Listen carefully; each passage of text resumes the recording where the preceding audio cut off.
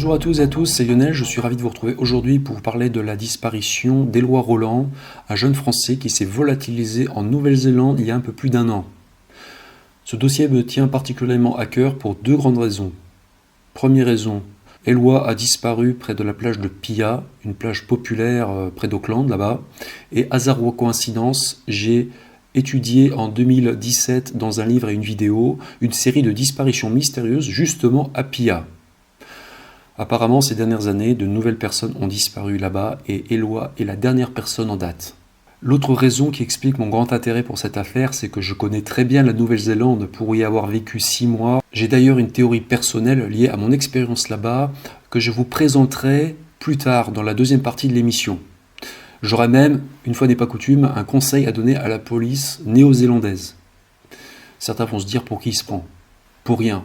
Comme je le dis souvent, je ne suis pas policier, je ne suis pas enquêteur privé, je suis juste un auteur spécialisé notamment en disparition, mais j'ai bien réfléchi à cette affaire et j'ai pensé à une piste qui mériterait vraiment d'être vérifiée, si ça n'est pas encore le cas. Je sais que la famille d'Éloi est bloquée en France à cause du coronavirus, qu'elle ne peut pas se rendre en Nouvelle-Zélande, mais qu'elle est en contact avec la police néo-zélandaise. Donc moi, je profite de cette vidéo pour faire passer mon message à la famille, qui aura sûrement l'occasion de voir cette vidéo. Après, libre à elle de transmettre ou non ce message aux policiers néo-zélandais. Mais commençons par le début, je vais présenter les faits d'abord. Je vais quand même vous présenter des petites analyses au fur et à mesure. Mais il y aura bien entendu une grosse partie commentaires et analyses au cours de laquelle je vous présenterai ma théorie personnelle. Mais commençons par les faits. On va remonter en septembre 2019. Je vais vous présenter Éloi Roland. Donc Éloi, c'est un jeune étudiant français de 18 ans qui débarque à l'aéroport d'Auckland en Nouvelle-Zélande. Situé sur l'île du Nord en Nouvelle-Zélande, donc Auckland, c'est la ville néo-zélandaise la plus peuplée avec environ 1,5 million d'habitants. Originaire de Montpellier, Éloi est mince et mesure environ 1m70. Éloi, c'est un jeune homme sportif. C'est un marin expérimenté. Il a notamment été aide-moniteur de voile. Éloi adore le surf, le kitesurf et aussi la randonnée. Il aime la nature et les grands espaces.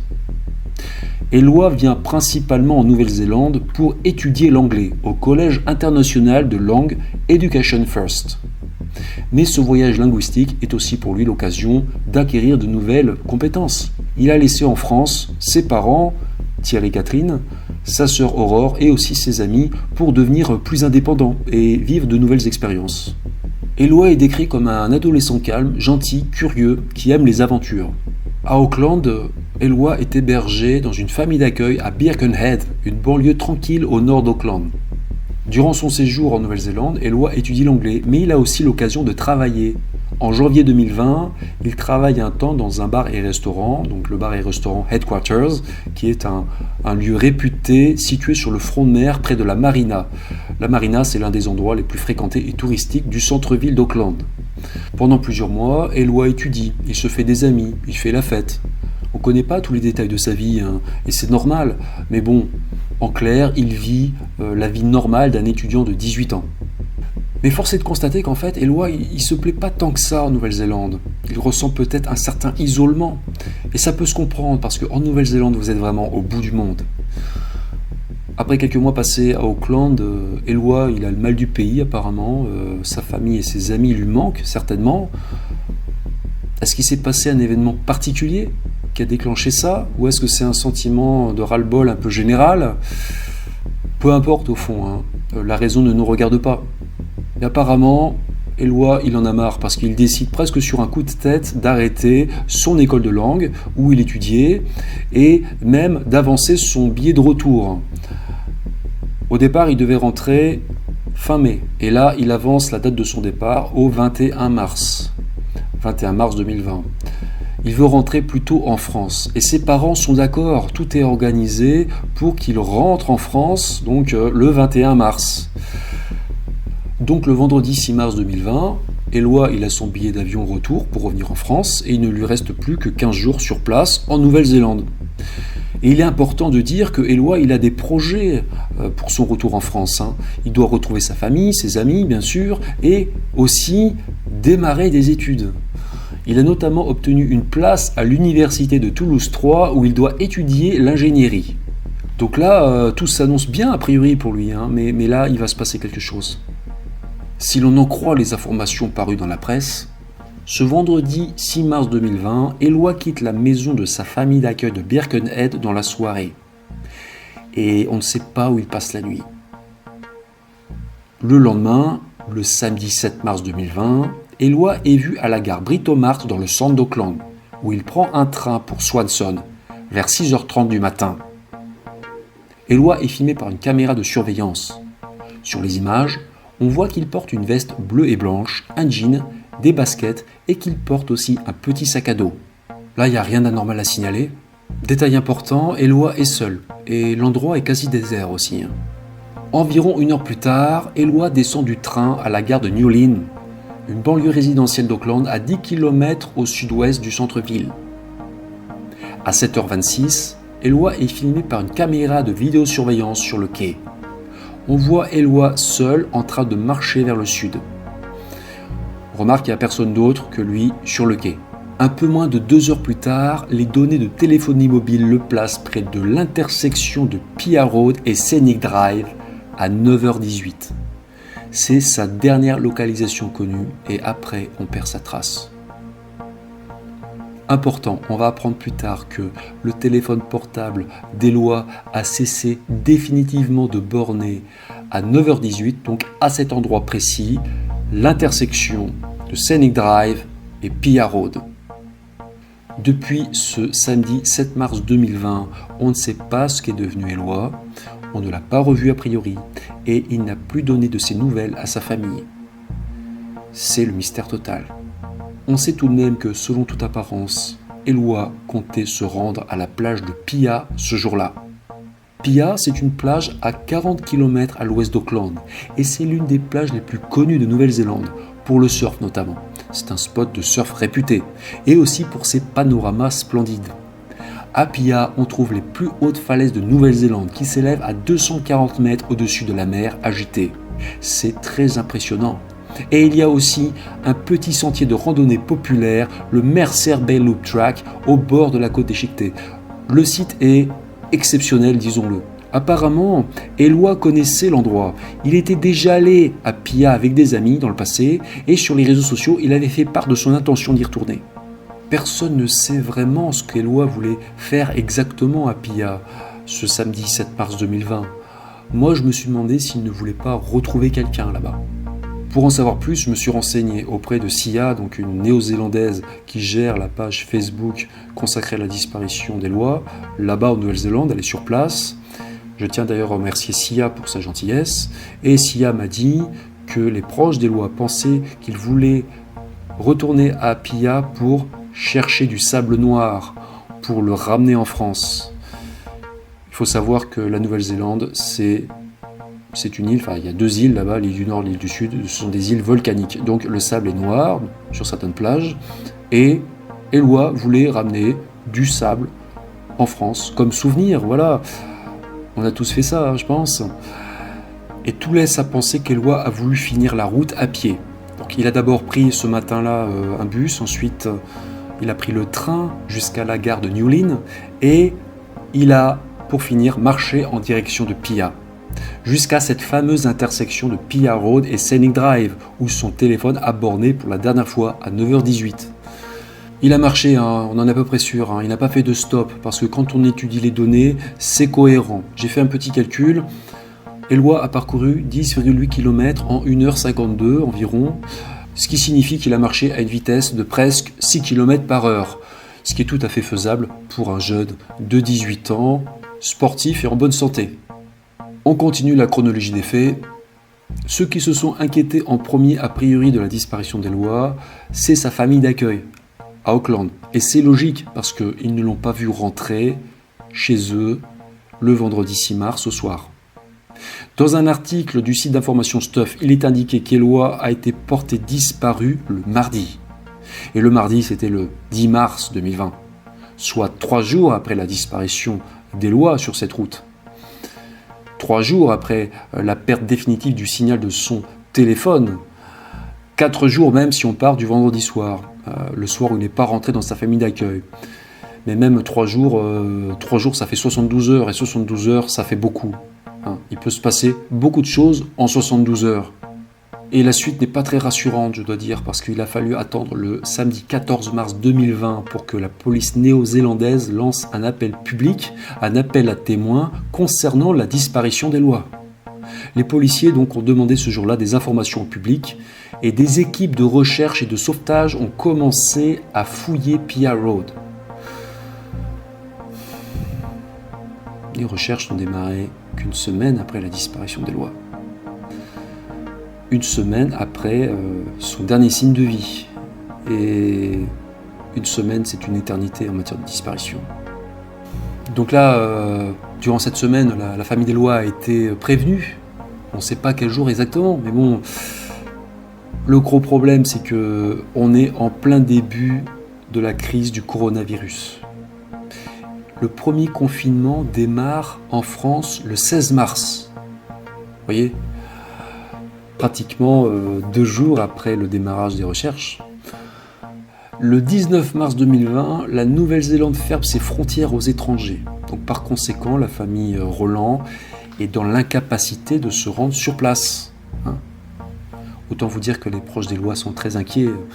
Mais en plus, le pire, c'est qu'ils n'ont pas d'autre choix que de suivre les événements à distance. Ils sont juste en contact avec la police néo-zélandaise. Mais ils sont bloqués, ils ne peuvent pas se rendre sur place, ils ne peuvent pas participer aux recherches, ils ne peuvent pas... C'est vraiment... c'est la double peine, j'ai envie de dire. Le 20 mars 2020, la police demande aux résidents de Pia de vérifier leur propriété au cas où ils trouveraient quelque chose. Eloi, bien sûr, ou l'un de ses effets personnels. Rappelez-vous qu'il avait son portable avec lui, il avait son sac à dos aussi. Malheureusement, ça n'a rien donné. Le 21 mars 2020... l'ancien manager d'Eloi, le gérant du bar-restaurant Headquarters, où il avait travaillé, rappelez-vous, en janvier 2020, révèle qu'il s'était inquiété à l'époque au sujet de l'état d'esprit troublé du jeune homme. Je vous avais déjà dit qu'Eloi ne se sentait plus très bien en Nouvelle-Zélande. Voilà, il était peut-être un peu perturbé. Voilà, donc on reparlera de ça plus tard. Le 8 avril 2020, un mois après la disparition d'Eloi, on ne l'a toujours pas retrouvé malheureusement. Il n'a toujours donné aucun signe de vie et là on apprend que la police néo-zélandaise suspend les recherches terrestres le concernant à Pia, dans l'attente de nouvelles pistes. Les policiers ils ont vérifié une grande partie de la région, là qui est très sauvage. Il faut savoir que la Nouvelle-Zélande c'est une végétation qui est très luxuriante. Donc ils ont vérifié essentiellement le parc régional des montagnes Waitakere. Les autorités locales ont passé plus de 1600 heures à rechercher Eloi sur une période de 2 mois, a déclaré un porte-parole de la police. Donc ils ont fouillé cette zone de montagne couverte de bush, la forêt native néo-zélandaise. Ils ont aussi vérifié la route, ils ont vérifié le bord de mer, la plage de Pia, les falaises.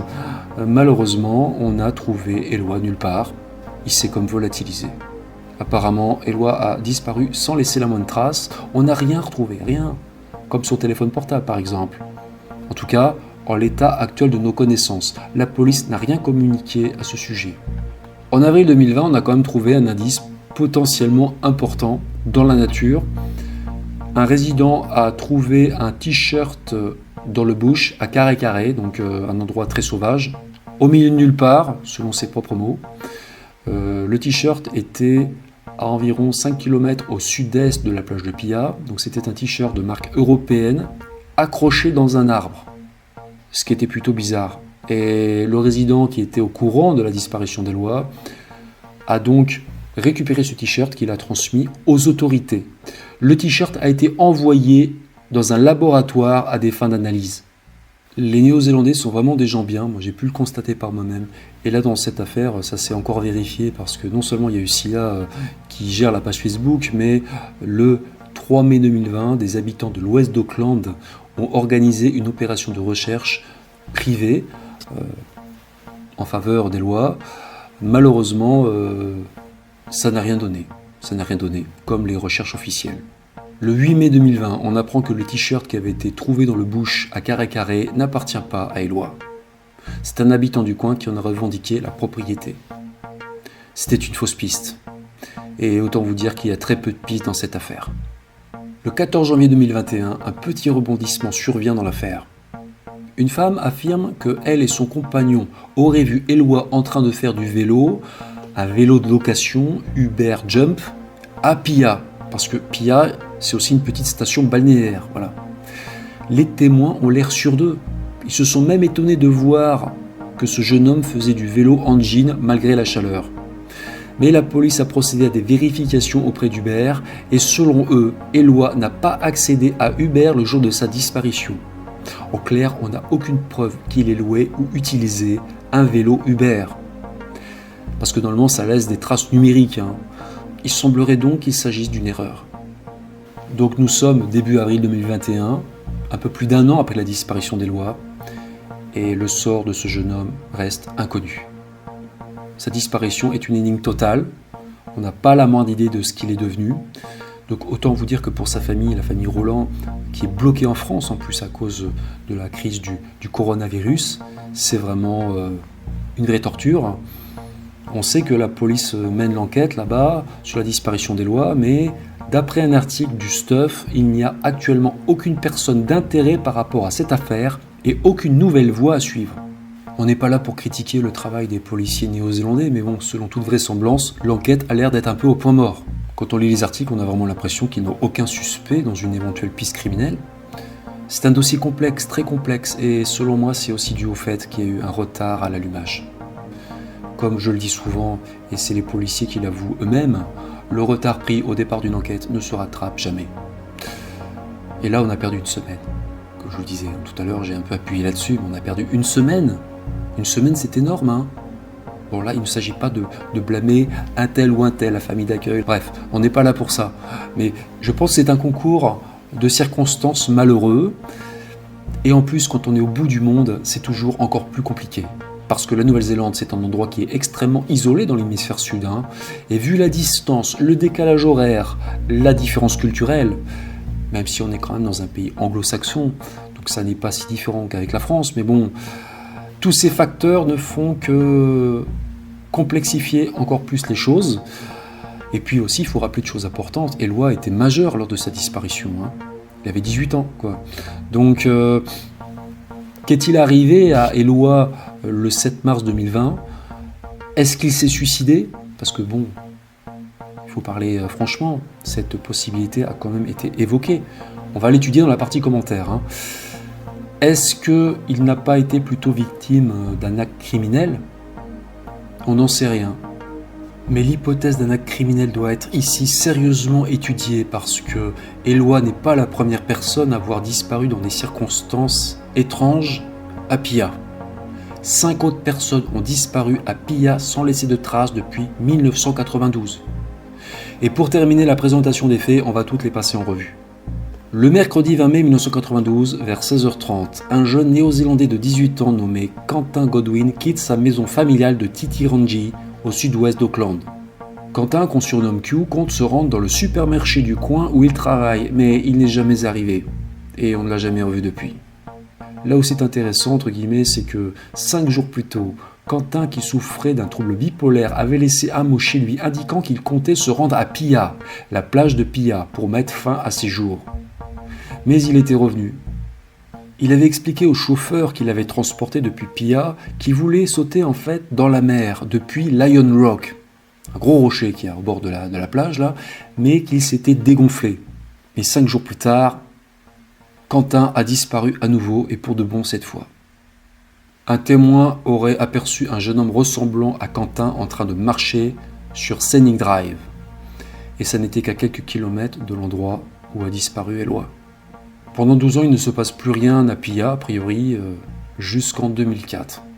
Le 11 octobre 2004, Iraena Asher, une enseignante stagiaire et mannequin de 25 ans originaire d'Auckland, a elle aussi disparu à Pia dans des circonstances énigmatiques.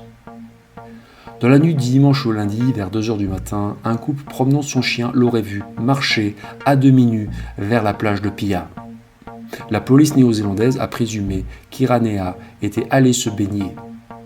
Souffrant d'un trouble bipolaire, la jeune femme aurait pu avoir un épisode maniaque la nuit du drame. Les autorités néo-zélandaises ont conclu à une noyade accidentelle. mais on n'a jamais retrouvé le corps d'Iraina. 8 ans vont passer ensuite, et un nouveau drame va survenir.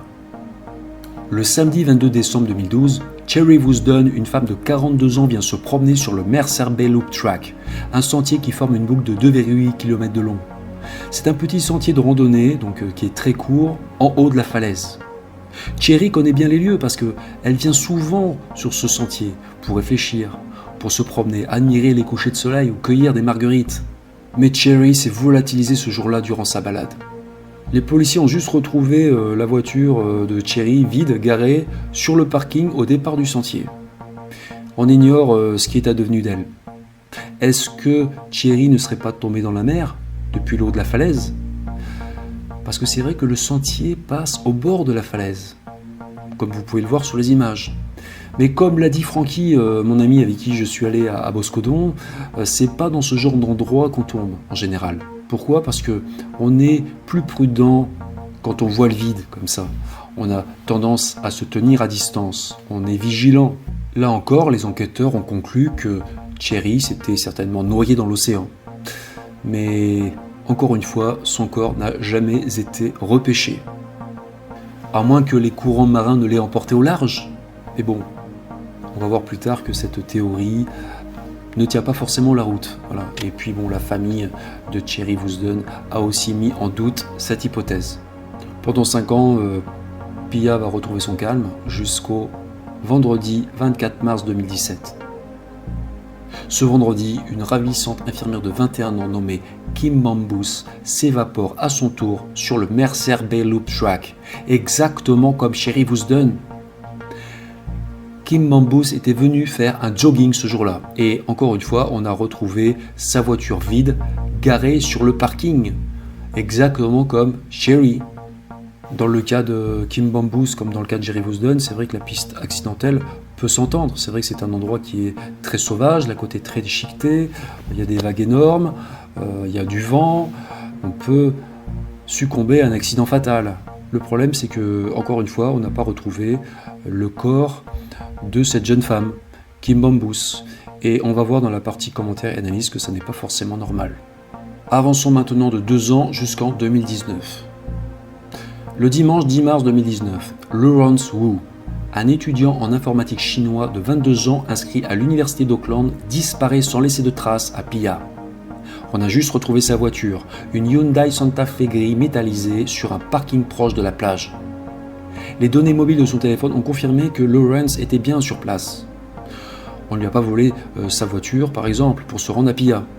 On est sûr que Lawrence était à Pia parce que son téléphone portable, son smartphone, un iPhone X, a été utilisé pour la dernière fois à cet endroit. Cet iPhone X n'a jamais été retrouvé, pas plus que le corps de Lawrence. Sa famille en Chine a offert une récompense de 200 000 $ à quiconque fournirait une information permettant de localiser leur fils. Mais ça n'a rien donné. Là où ça devient inquiétant, c'est que 1 an presque jour pour jour après la disparition de Lawrence Wu, c'est Eloi qui disparaît. Encore dans cette zone de Pia. Plus d'1 an après la disparition d'Eloi, sa famille est en plein désarroi. Elle connaît même par moments des moments de désespoir. C'est ce qui a été écrit dans la presse néo-zélandaise. Et la famille Roland demande donc à quiconque aurait des informations sur la disparition d'Eloi de se manifester auprès de la police néo-zélandaise.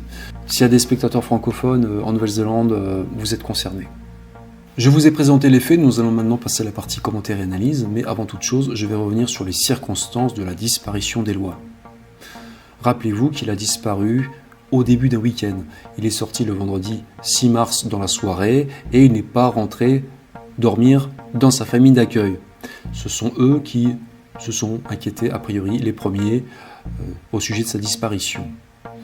Dans un article du site d'information Stuff, il était indiqué que Eloi n'a été porté disparu que le mardi, le 10 mars donc, 3 jours après sa disparition sur cette route.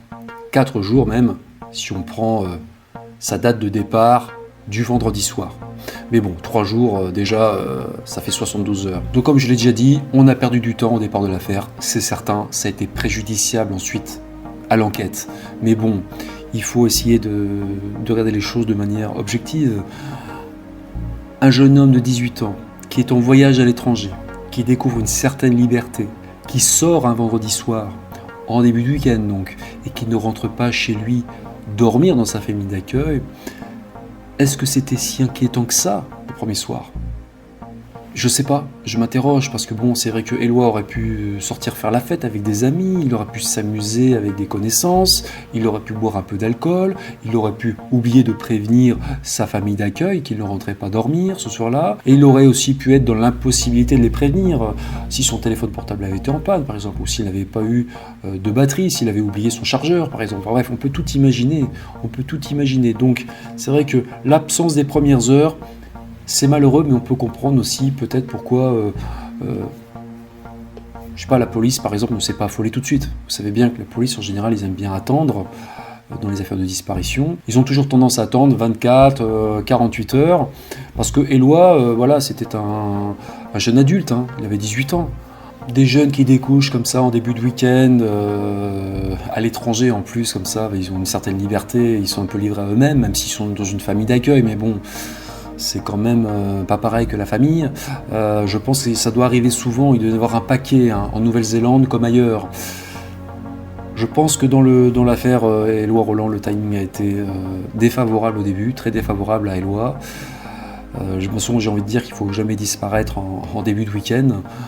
C'est comme, vous savez, les problèmes de santé, il ne faut jamais avoir un pépin médical le week-end ou la veille d'un jour férié, parce qu'en général, c'est toujours un peu compliqué. Malheureusement, ça s'est passé comme ça s'est mal passé au départ et il faut l'accepter. Maintenant, il faut essayer de comprendre, essayer de découvrir ce qui est arrivé à Éloi ce samedi 7 mars 2020.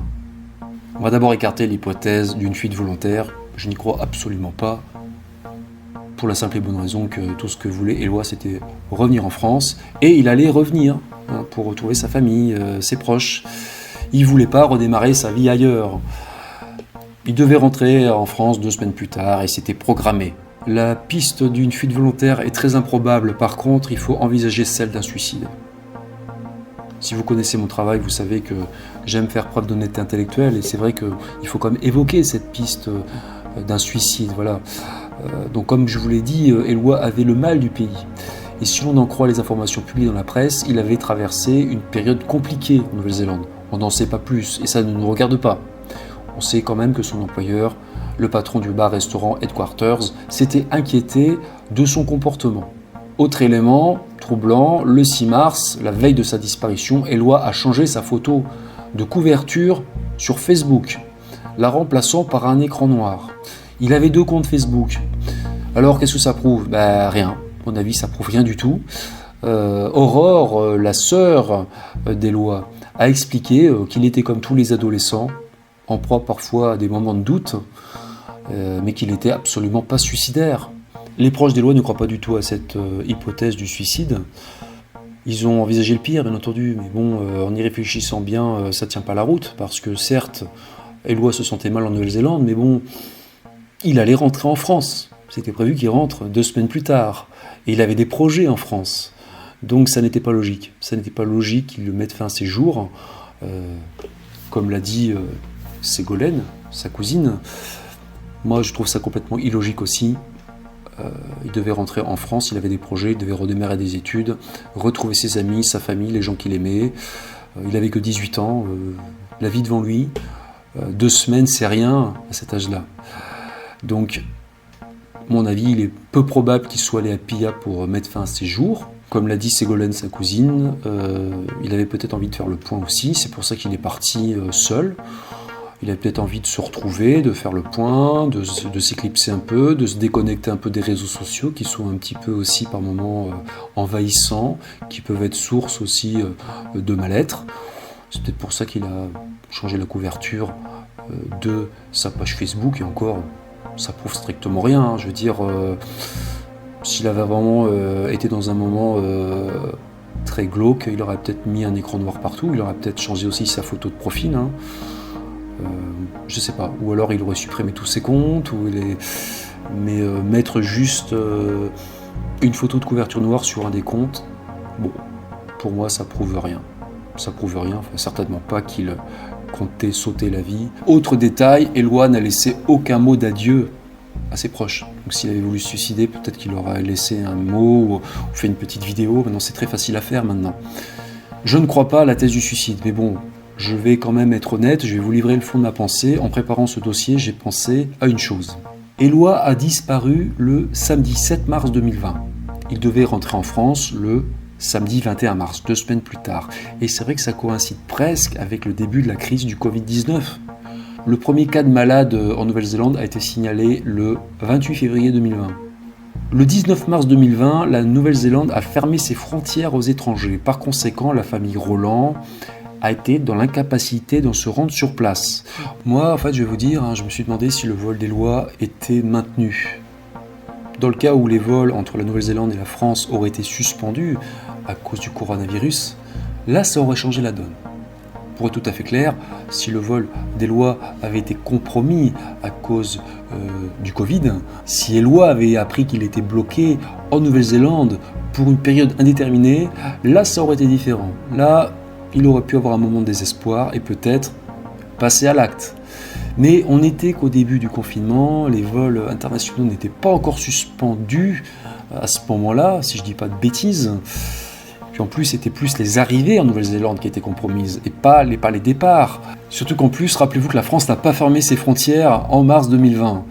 Je me suis posé la question, mais bon, à mon avis, Éloi pouvait certainement rentrer en France. Mais allons au bout de la théorie, voilà. Même en admettant que Éloi ait décidé de commettre l'irréparable, s'il avait voulu en finir, pourquoi est-ce qu'il serait allé à Pia ? Je veux dire, il y avait des moyens beaucoup plus simples, faciles de le faire, près de chez lui, à Auckland. Il pouvait tout simplement se jeter d'un pont. Et il se trouve qu'il y a justement un très grand pont, le Harbour Bridge, tout près de l'endroit où il logeait. À quelques kilomètres à peine. Chaque année, 1 à 2 personnes se suicident en sautant de ce pont du Harbour Bridge. Ou alors, peut-être qu'Éloi se serait jeté sous un train. Voilà, ce que font beaucoup de personnes, malheureusement. Surtout qu'en plus, il a pris le train pour aller à Pia. Donc, pour moi, ça n'a pas grand sens. Donc, le suicide prémédité à Pia, moi, j'y crois pas.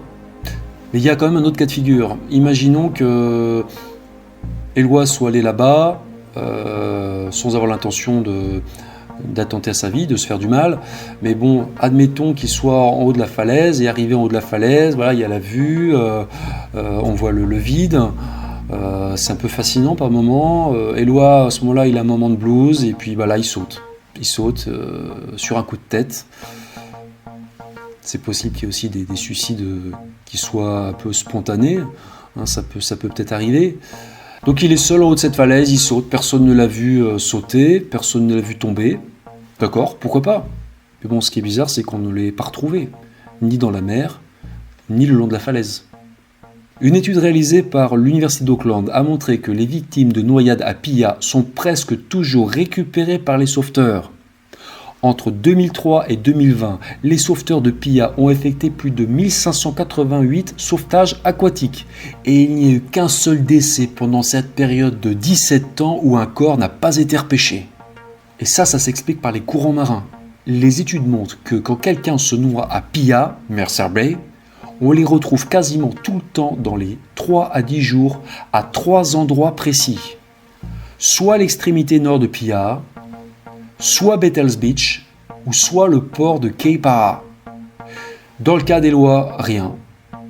On a largement dépassé le délai de 3-10 jours et on ne l'a retrouvé nulle part. Autre problème. Duncan Clark, qui est sauveteur à Pia depuis plus de 30 ans, a indiqué que quand une personne saute depuis les falaises de Pia, Lion's Head par exemple, on retrouve quasiment toujours quelque chose. Parce que la majorité de ces falaises ne sont pas complètement verticales. Ce ne sont pas les falaises d'Acapulco, par exemple. Ces falaises de Pia descendent vers l'extérieur, a dit Clark.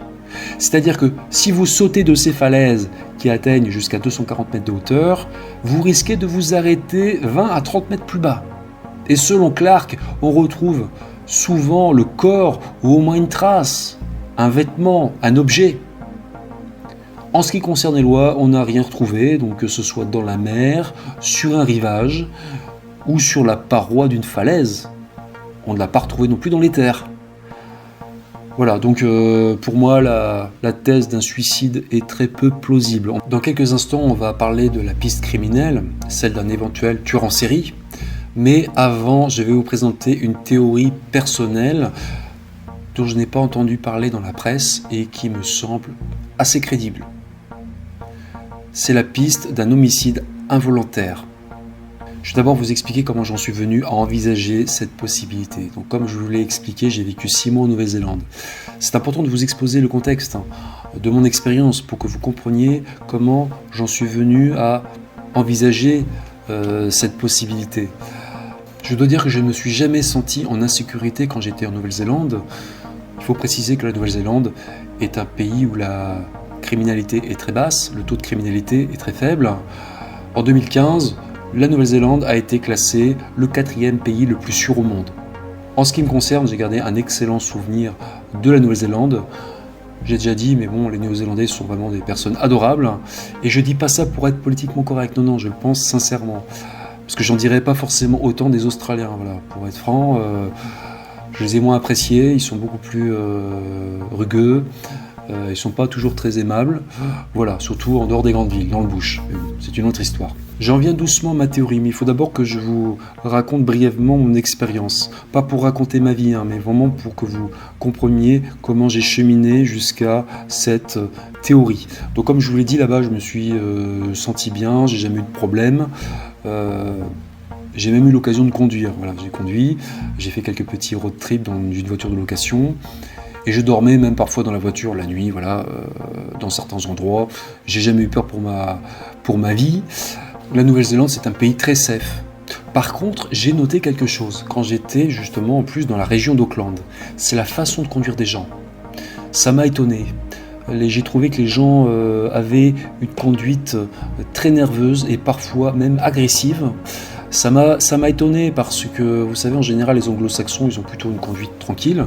C'est plutôt nous, les latins, les français, les italiens qui avons une conduite un peu sportive. Bon, on va pas sombrer dans les clichés, mais c'est vrai, il y a une part de vérité. Voilà. Mais bon, c'est vrai qu'à Auckland, j'avais été surpris quand même, notamment. Je trouvais que les gens s'énervaient au volant. Vous savez, des fois, vous faisiez doubler. Les gars accéléraient, voilà, ils s'énervaient, ils vous klaxonnaient. Et je me souviens aussi avoir vu dans la région d'Auckland pas mal de gars avec des bolides un peu, vous savez, des voitures personnalisées, comme celles des fans de tuning un peu. Il y a sans doute quelques fans des films Fast and Furious là-bas. Donc moi j'ai fait ce constat à l'époque, il y avait des rageux au volant là-bas, notamment dans la région d'Auckland. Et maintenant, rappelez-vous que Eloi a disparu précisément sur une route à 9h38 du matin. Près d'une intersection, l'intersection entre Pia Road et Scenic Drive. Donc moi, je me demande si Eloi, pendant qu'il marchait au bord de cette route, parce qu'il était à pied, on en est sûr, je me demande s'il n'aurait pas été fauché par une voiture ou par autre chose.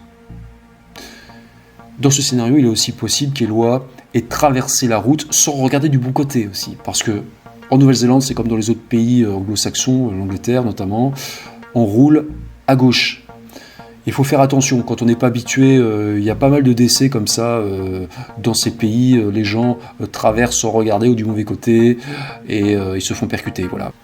Autre cas de figure, un automobiliste a un moment d'inattention, il est en train de rouler sur cette route où il n'y a pas grand monde et il regarde peut-être son portable, il a un moment d'inattention, il ne voit pas Eloi, il se déporte, il ne voit pas Eloi et boum, voilà, il lui rentre dedans et il le renverse.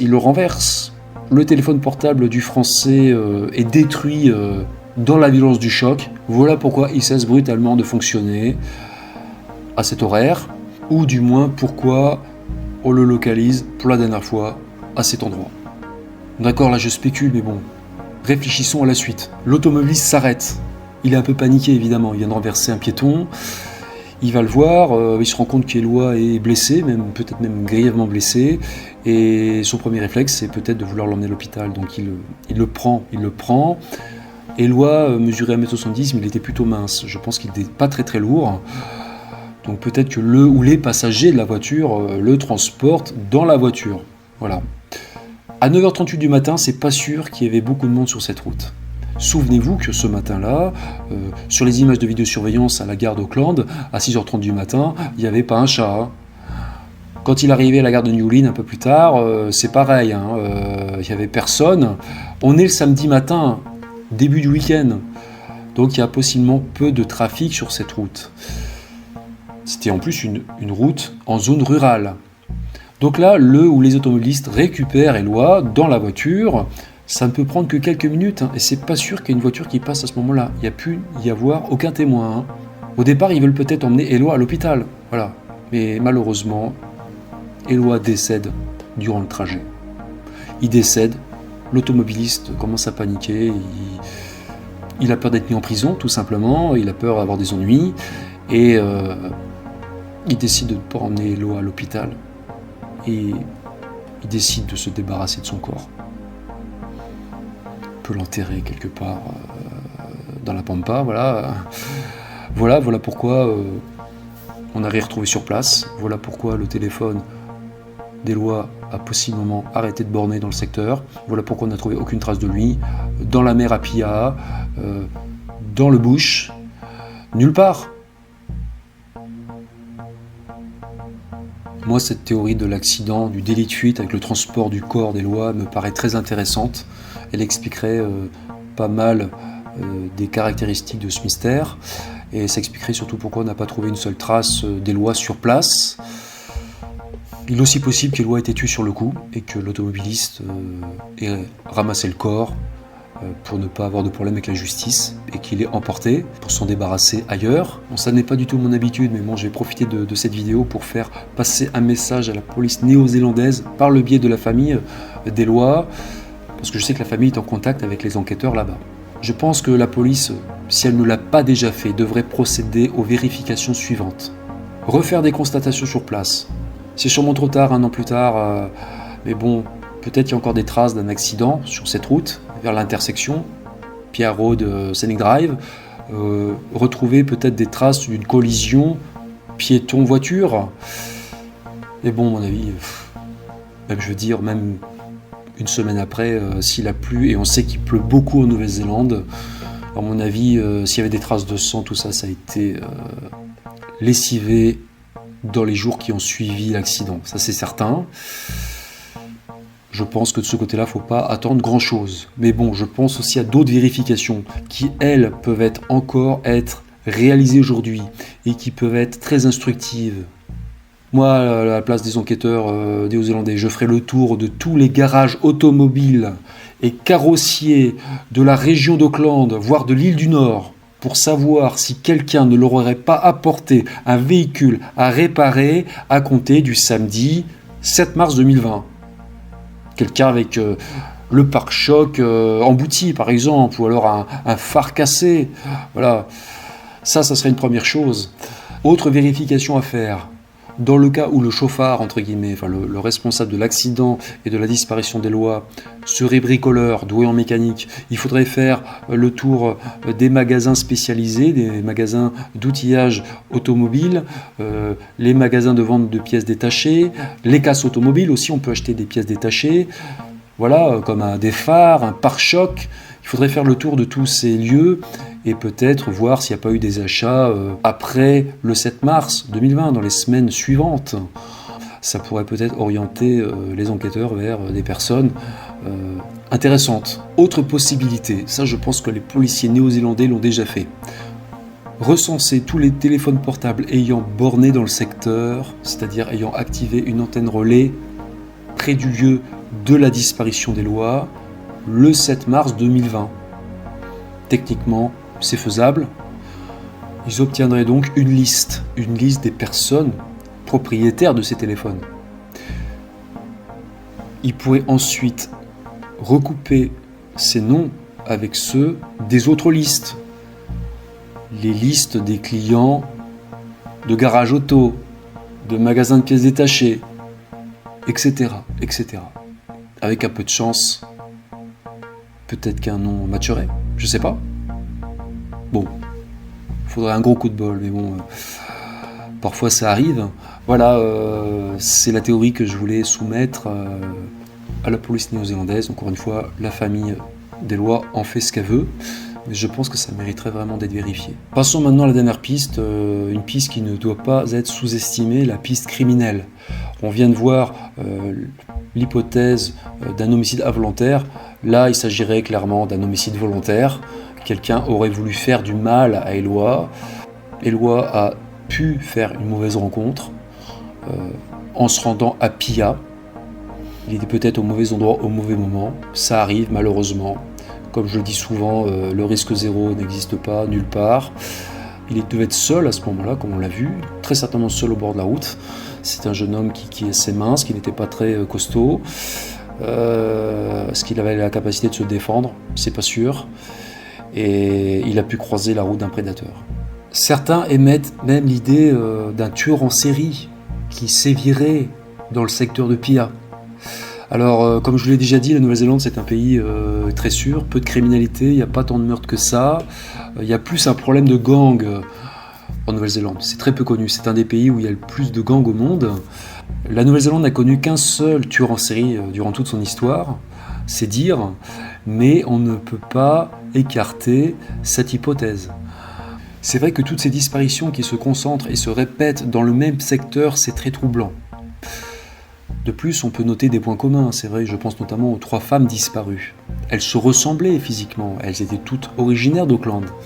Elles ont toutes disparu durant un week-end aussi, vendredi, samedi, dimanche. À chaque fois, on n'a jamais rien retrouvé, aucun corps. C'est étonnant parce que comme expliqué précédemment, si elles étaient tombées à l'eau à cet endroit, on aurait au moins retrouvé l'une d'entre elles. Voilà. Statistiquement, on retrouve quasiment tout le temps les gens qui tombent à l'eau là-bas. C'est les courants marins qui veulent ça. Voilà. Ils ramènent toujours les corps des personnes noyées sur la côte à 3 endroits. Donc là, ça laisse planer un doute. Ces 3 femmes ont très bien pu être prises et emmenées ailleurs. Ça, c'est une évidence. Mais bon, malheureusement, on ne peut rien prouver en l'absence d'indices. Est-ce qu'Éloi aurait pu être victime d'un tueur en série, donc en mars 2020 ?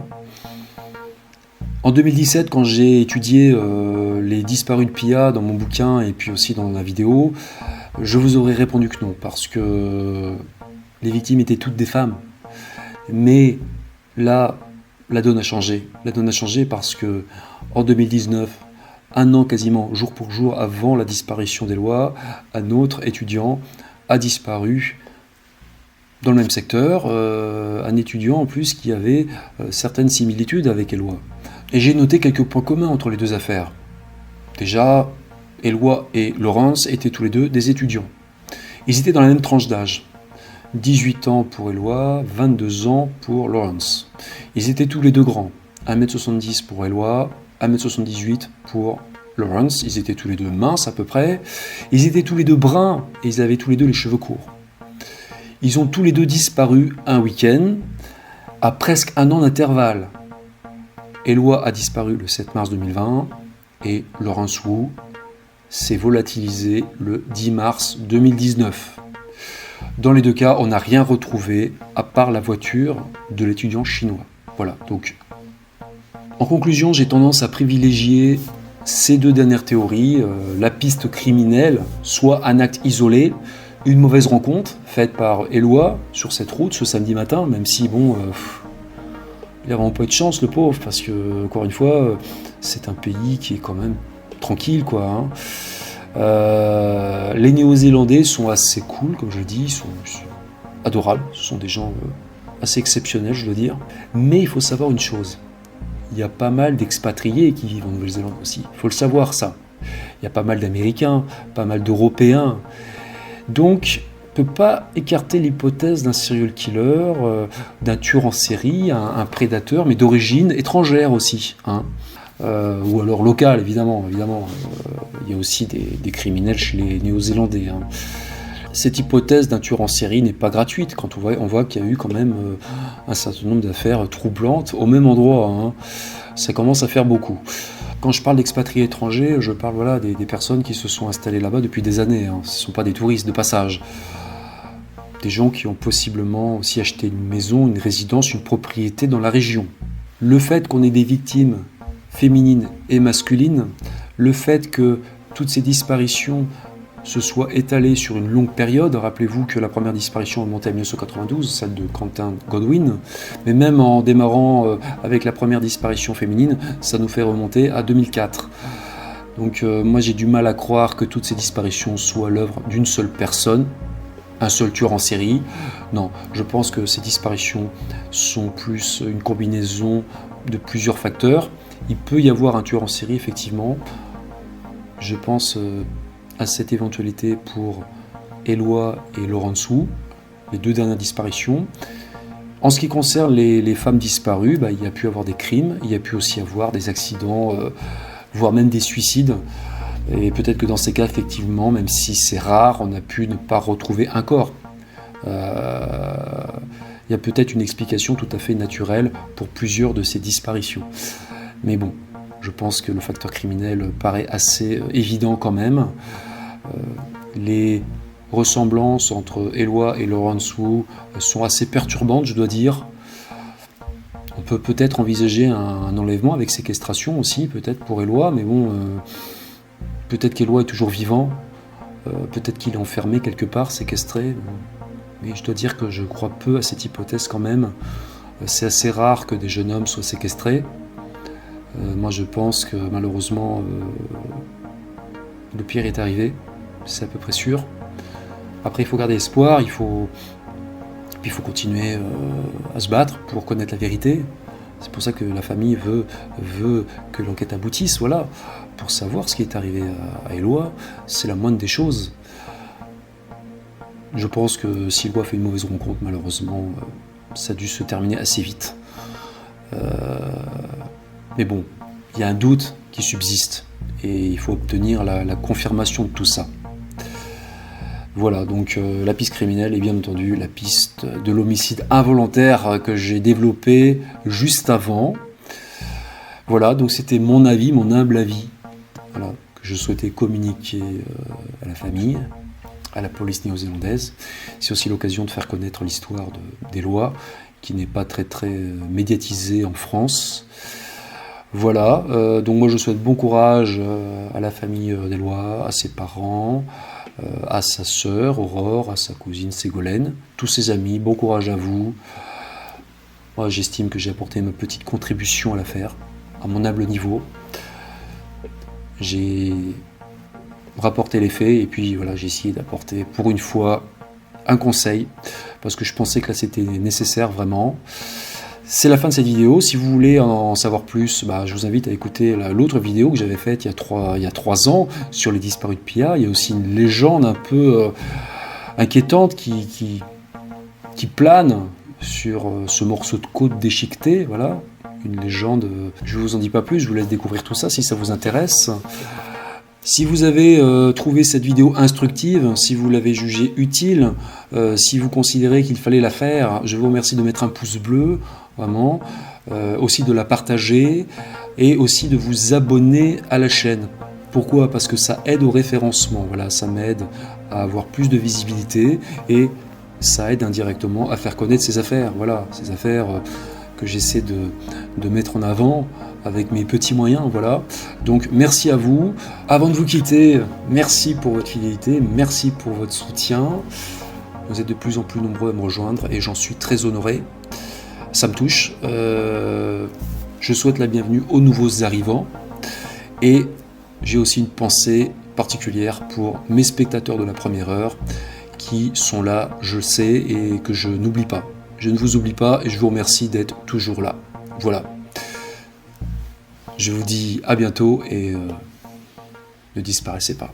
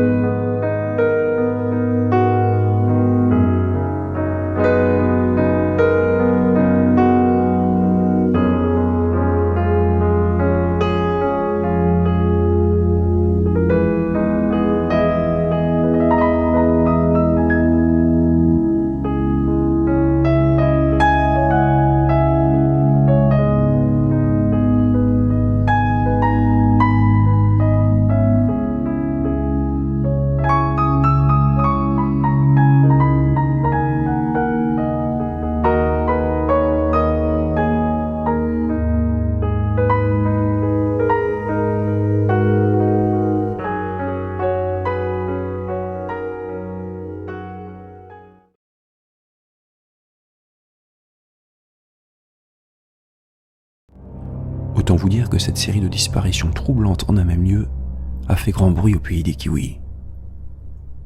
Police, famille, médias, tout le monde s'interroge encore sur ce qui s'est passé sur ce sentier côtier assez banal.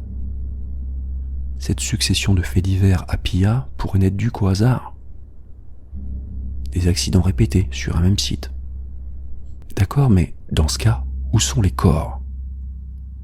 Si ces 3 femmes étaient tombées de la falaise dans les rochers, on les aurait immanquablement retrouvées. Et même si elles avaient fait une chute dans l'eau, il est raisonnable de penser que les vagues énormes à Pia auraient rejeté les cadavres sur le rivage. Notez que Pia est considéré comme le meilleur spot de surf en Nouvelle-Zélande. Il est donc très fréquenté.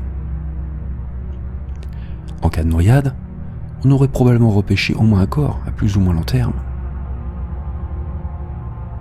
Si ça n'est pas systématique, la mer rend souvent ses morts. Contrairement à une idée reçue, un cadavre de noyé finit par remonter à la surface.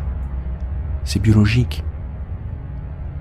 Au moment de la décomposition, il produit des gaz, dioxyde de carbone, méthane, thiosulfate et se met à flotter.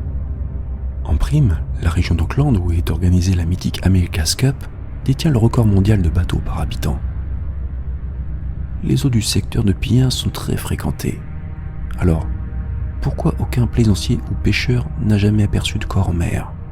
Alors, que dire de plus maintenant face à ce mystère ? En l'absence de réponse, on se retrouve complètement démuni. Eh bien, c'est peut-être une coïncidence, mais Pia est le lieu d'une étrange légende maori. La légende d'Ineirangi.